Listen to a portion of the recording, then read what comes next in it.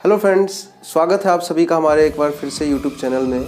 And आज हम जानेंगे स्कैम 1992 के कुछ ऐसे महत्वपूर्ण लेसन्स के बारे में जो शायद आप लोगों ने स्कैम 1992 देखी हो ना देखी हो। मैं अपनी बात करूं, मैं बहुत सजेशन के ऊपर ये स्कैम 1992 वेब सीरीज़ देखी है और देखने के बाद मैंने ऑब्जर्व किया। मैं बात नहीं कर रहा सक्सेस की या किसी के फेलियर की, मैं बात कर रहा हूँ कि उस स्कैम 1992 वेब सीरीज से हम क्या सीख सकते हैं, क्या लेसन्स हम अपनी लाइफ में ले सकते हैं और उसको हम अपनी लाइफ में इम्प्लीमेंट कैसे कर सकते हैं। ठीक है, यहाँ पे लास्ट में क्या हुआ मैं उसकी बात नहीं करूँगा। स्कैम 1992 में हर्षद मेहता सर के साथ सही हुआ गलत हुआ उसके बारे में मैटर में बात नहीं करेंगे। हम बात करेंगे कि उस स्कैम 1992 में क्या ऐसी चीज़ें थी, क्या ऐसा डायलॉग था जो डायलॉग से हम सीख सकते हैं, जो डायलॉग बहुत ज़्यादा फेमस हुए थे, उन चीज़ों को हम कैसे अपनी लाइफ में, हम अपनी रियल लाइफ में अपना सकते हैं। तो चलिए बिना किसी देरी के हम फटाक से शुरू करते हैं। कौन सा वो 5 लेसन्स हैं जो हम अपनी लाइफ में अपना सकते हैं। लोचा लफड़ा और जलेबी फाफड़ा, इसे गुजराती की लाइफ से कोई निकाल नहीं सकता। भाई डायलॉग बाजी ठीक है, लेकिन इसमें बहुत रिस्क है।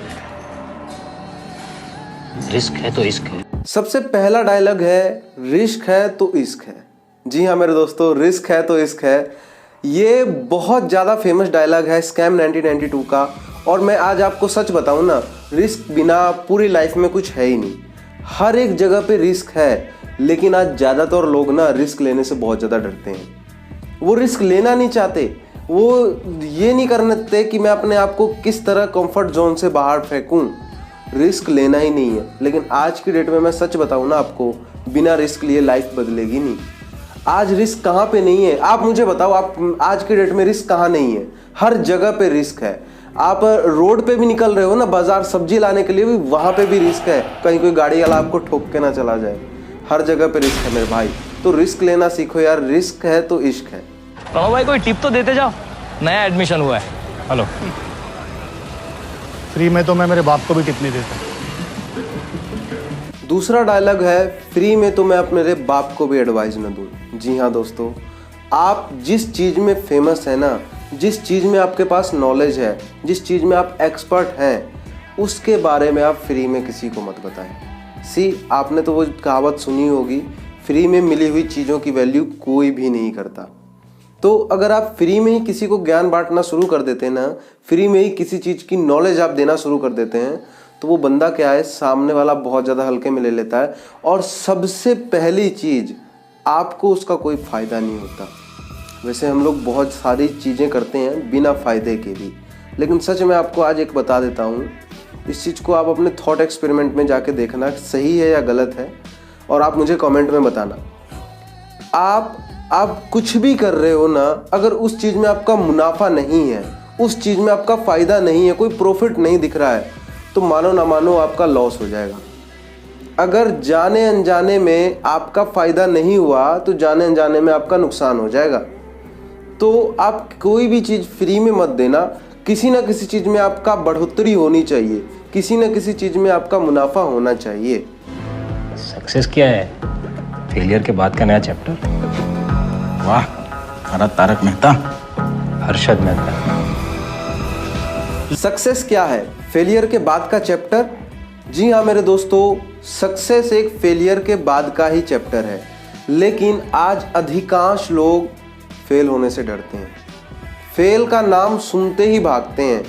अरे जी मैं ये काम नहीं करूँगा, यहाँ पे मैं फेल हो गया तो, यहाँ पे मैंने ऐसे किया, अगर मेरा काम नहीं चला, मैं फेल हो गया तो क्या होगा मेरे साथ। अरे मेरे भाई, आज मैं ना आपको नाम गिनवा सकता हूँ, हजारों लोगों के ऐसे नाम मैं आपको बता सकता हूँ यहाँ पे, जिन लोगों के पास स्टार्टिंग में कुछ नहीं था, हजारों बार फेल हुए और फिर बाद में वो चीज़ें सही हो गई और फिर आज वो बहुत ज़्यादा सक्सेस हैं। सो फेल होने से कभी मत डरना। अगर आप लाइफ में आज फेल हो गए हो ना, तो चिंता मत करो यार। उस फेलियर से आपने कुछ ना कुछ तो सीखा होगा ना, उस चीज़ को आप लाइफ में आगे इम्प्लीमेंट करो।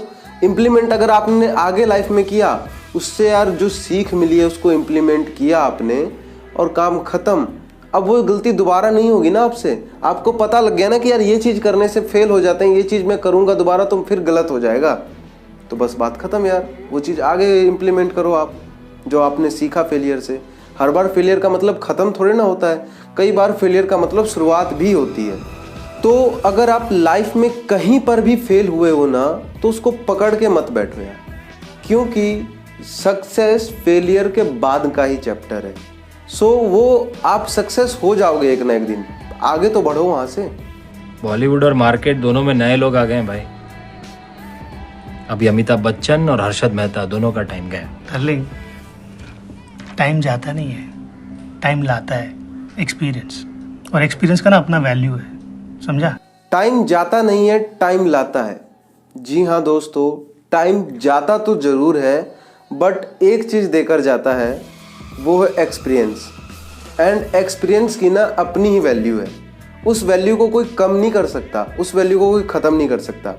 आज उदाहरण के लिए आप मान लीजिए, आप किसी कंपनी में गए जॉब लेने के लिए, वहाँ पे आपने एचआर के सामने या वहाँ पे जो भी मैनेजर होते हैं उसके सामने में अपना सीवी दिया, सीवी रखा टेबल पे, और जो आपकी रिज्यूमे या सीवी कुछ भी होता है उसमें सबसे पहले वो लोग चेक करते हैं कि सर जिस चीज़ के लिए आपने अप्लाई किया है, इस चीज़ में आपके, वो पहले मार्क्स नहीं देखते, आपकी एज नहीं देखते, आपकी क्वालिफिकेशन नहीं देखते, वो सबसे पहले देखते हैं उसमें कि आपका एक्सपीरियंस कुछ है भी या आप फ्रेशर हैं।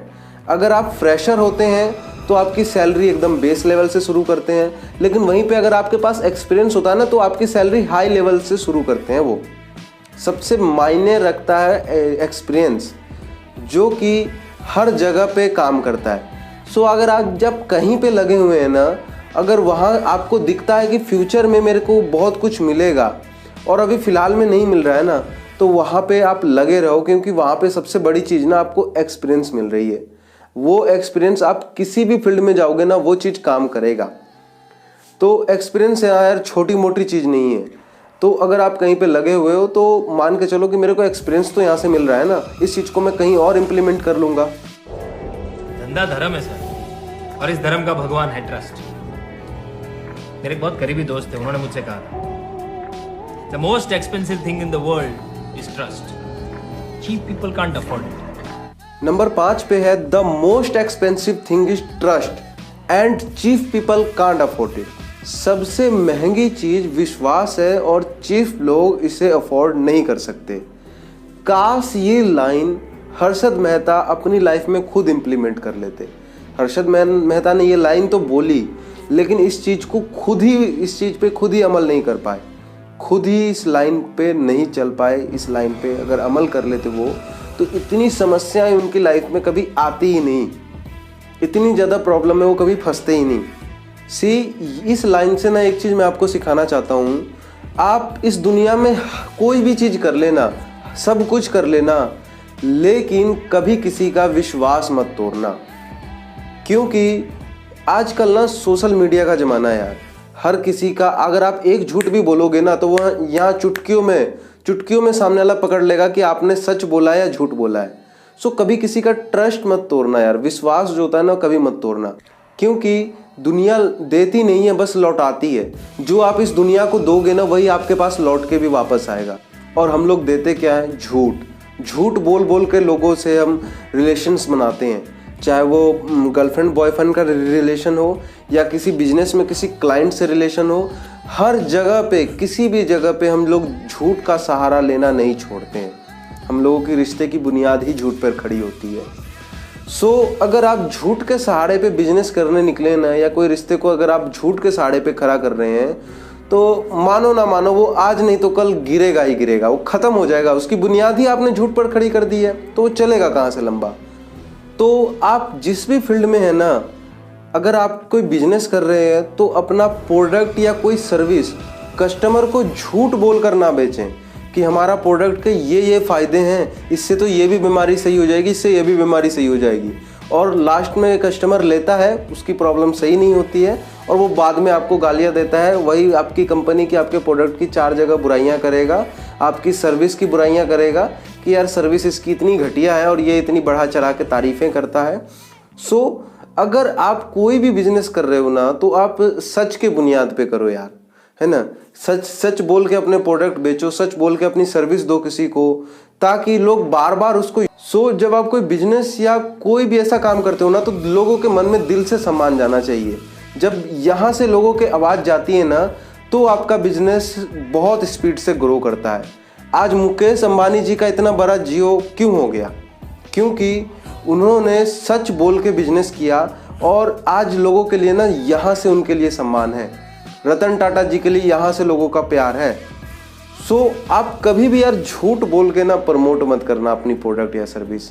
उम्मीद करता हूँ आपको इस वीडियो से काफ़ी हेल्प मिली होगी एंड ये जो 5 लेसन्स मैंने आज आपको बताए हैं, इनसे आपको बहुत ज़्यादा हेल्प मिलेगी। और अगर ये वीडियो आपको अच्छी लगी तो आप अपने फ्रेंड्स और फैमिली मेम्बर्स के साथ शेयर ज़रूर करें, ताकि उनको भी पता लगे कि स्कैम 1992 जो एक वेब सीरीज़ है, उससे हम लोगों को ये सारी सीख मिलती हैं और इन लेसन से हम अपनी लाइफ में बहुत कुछ सीख सकते हैं और इसको इम्प्लीमेंट भी अपनी लाइफ में कर सकते हैं।